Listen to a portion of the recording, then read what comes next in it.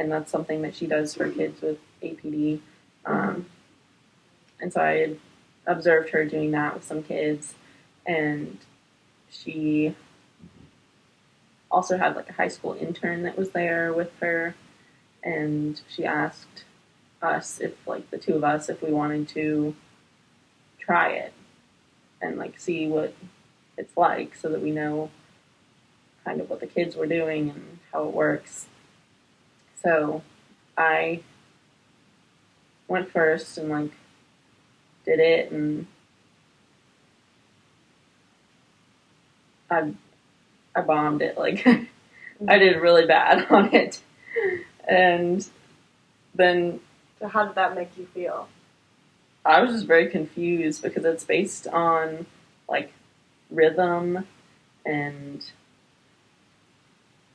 I used to dance and play tennis. Like, it's not that I all of a sudden was like, wait, am I not coordinated? So you were second-guessing yourself? Yeah. I was just very confused. My whole life is a lie. But then I was thinking, well, maybe it's just that this is the first time I've ever done this thing. And so let's see what this other girl, and then this other girl, like, does fine. Like, she's within normal limits, and I'm, like, below average. And so that's when Krista started asking me all these questions, like,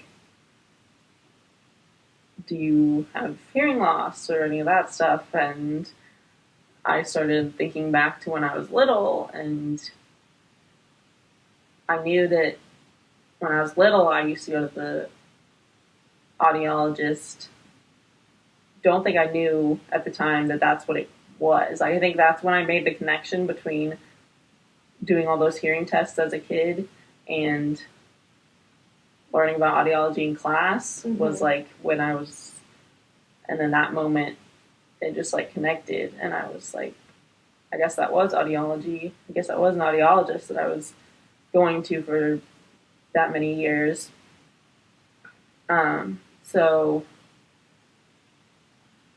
I started telling her about, I used to go to audiologists when I was little. I had a lot of ear infections, and I had hearing loss. I was like, I don't feel like I have hearing loss, but I know I did have it at one point, but I also then didn't feel like I had hearing loss. I just kept failing the hearing tests. So you had never had hearing aids at this point? No. Okay.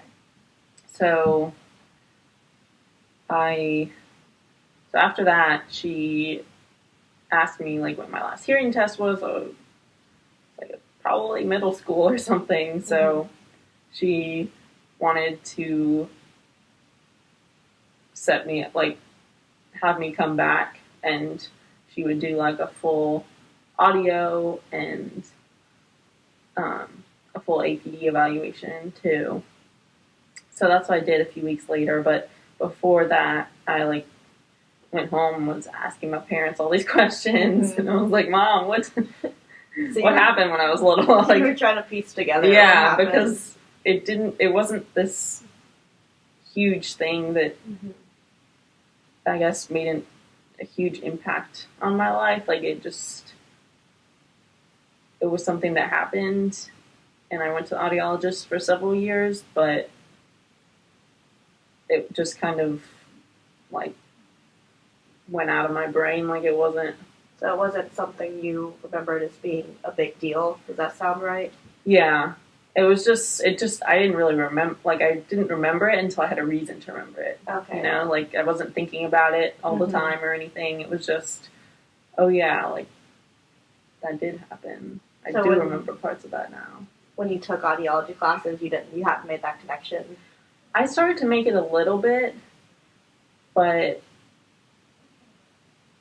it wasn't until that moment that I was in, like, Dr. Reeves' office that I thought that I maybe still have hearing loss. Like, before I had been thinking, oh yeah, I do remember going into the sound booth and, like, raising my hand when I heard the beep and all that, but it wasn't until then that I was like, oh my gosh, wait, what if this isn't something that like went away or anything? Yeah.